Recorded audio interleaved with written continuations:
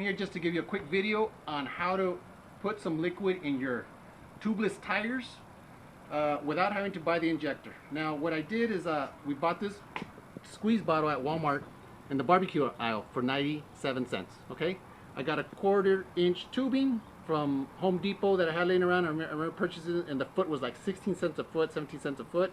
I already had this laying around. Squeezed it in here, and all you have to do is just squeeze it right in here. And once you get it in, there you go. Start squirting it in.